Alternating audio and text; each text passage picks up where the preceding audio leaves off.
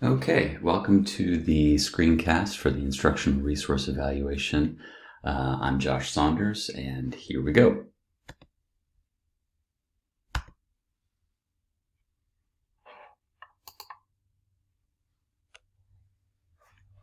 The instructional resource that I evaluated is So You're an American, a guide to answering difficult questions abroad. It is an interactive resource designed for Americans posted abroad who need to navigate challenges in cross-cultural communication. The evaluation form I used to evaluate the resource is the critical evaluation of a website for use by educators from Kathy Schrock's website. So what are the pros and cons of using the chosen evaluation tool or form?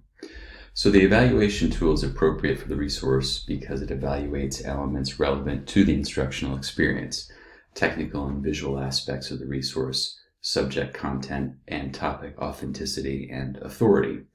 One of the drawbacks of the evaluation tool is that pedagogy is the smallest category addressed in the tool. The tool appears to focus more on content and website technical performance and less on the instructional design of the resource evaluated. Also, some of the free-form fields are too small for information. For example, I could not write the full URL of the website, so I inserted a tiny URL in the field. So what did I learn from conducting this evaluation of the resource? The evaluation form includes a really interesting question. It asks the evaluator to verify who links to the resource to determine whether other experts in the field think the resource is reputable.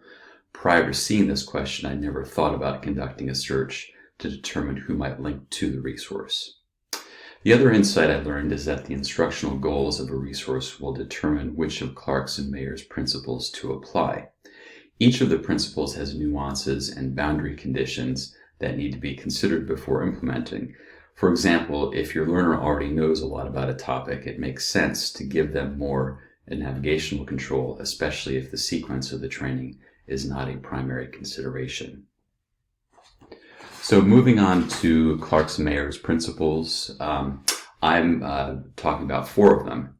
The first one is multimedia principle, including both words and graphics.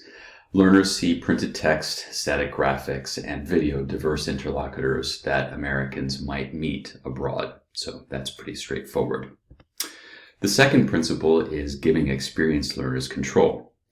For most Americans posted abroad, cross-cultural communication is not new. They are experienced learners because they have prior knowledge of the content and skills.